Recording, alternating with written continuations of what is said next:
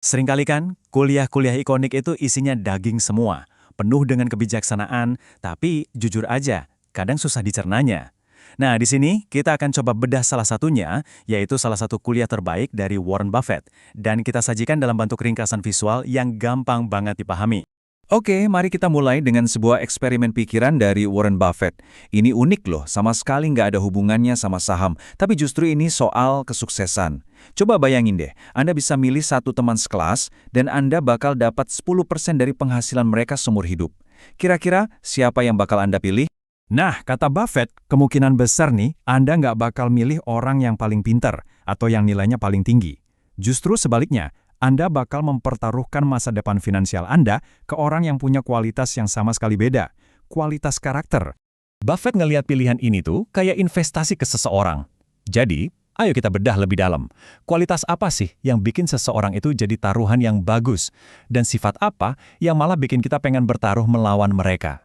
Kualitas yang bakal kita beli kayak integritas dan kemurahan hati itu bukan bakat dari lahir loh. Nah, ini poin pentingnya. Semua itu pilihan. Ini adalah sifat-sifat yang bisa dikembangkan oleh siapa aja, dan inilah yang bikin orang lain percaya dan kagum sama mereka. Sebaliknya, orang yang bakal kita jual atau kita lawan itu ya mereka yang suka ambil jalan pintas atau nyuri kredit kerjaan orang lain. Kelakuan kayak gini mungkin bisa ngasih mereka keuntungan sesaat, tapi kata Buffett, kebiasaan-kebiasaan ini tuh racun. Racun yang pelan-pelan bakal ngerusak kesuksesan jangka panjang mereka. Oke, jadi pertanyaannya gimana caranya biar kita jadi orang yang dipilih dalam taruhan itu? Gimana caranya membangun kualitas-kualitas pemenang tadi? Jawaban Buffett sebenarnya simpel tapi dalam banget. Semuanya itu berakar pada kekuatan kebiasaan. Analogi Buffett di sini benar-benar kuat.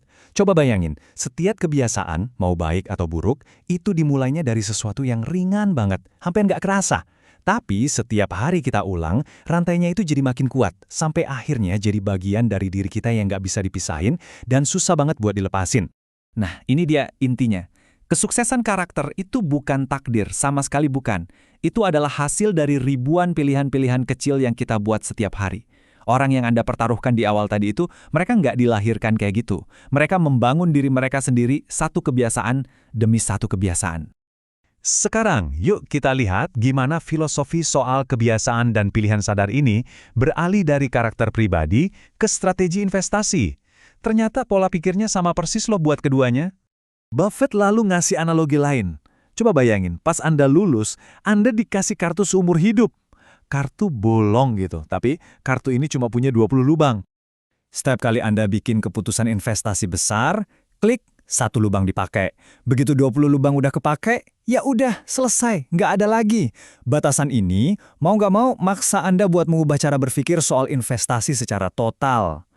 Dengan peluru yang cuma 20, Anda nggak bisa dong buang-buang buat spekulasi atau ikut-ikutan tren. Model mental ini benar-benar maksa kita buat disiplin dan sabar. Ini mengubah kita dari seorang spekulan jadi seorang investor yang super selektif. Tapi kalau kesempatannya cuma 20, gimana caranya milih investasi yang benar? Nah, ini membawa kita ke ide Buffett yang mungkin paling terkenal. Pentingnya tahu batasan diri sendiri.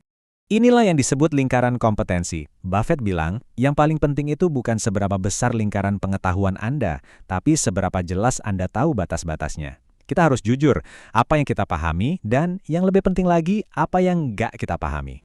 Di dalam lingkarannya dia, Buffett itu fokus ke bisnis yang menurut dia simple dan bisa ditebak. Dia mungkin nggak tahu gimana dunia bakal berubah, tapi dia cukup yakin orang-orang bakal tetap ngunyah permen karet dan minum soda 20 tahun dari sekarang. Sebaliknya, dia sengaja banget ngehindarin industri yang rumit atau cepat berubah, di mana dia nggak yakin bisa nembak siapa pemenangnya dalam jangka panjang. Selama bertahun-tahun, ini artinya dia menjauh dari dunia teknologi. Dia tahu dia nggak ngerti, jadi ya dia nggak invest di situ. Simpel kan? Buffett sering banget ngutip Tom Watson Senior, pendirinya IBM, yang benar-benar ngerangkum filosofi ini dengan sempurna.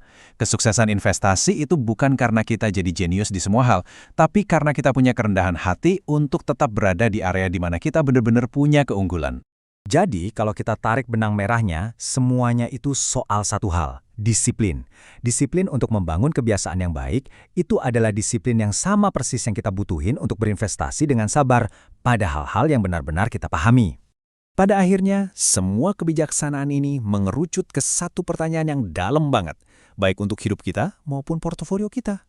Apakah Anda sedang dalam proses menjadi orang yang rela Anda pertaruhkan? Pertanyaan ini kayaknya pantas buat kita renungkan baik-baik ya.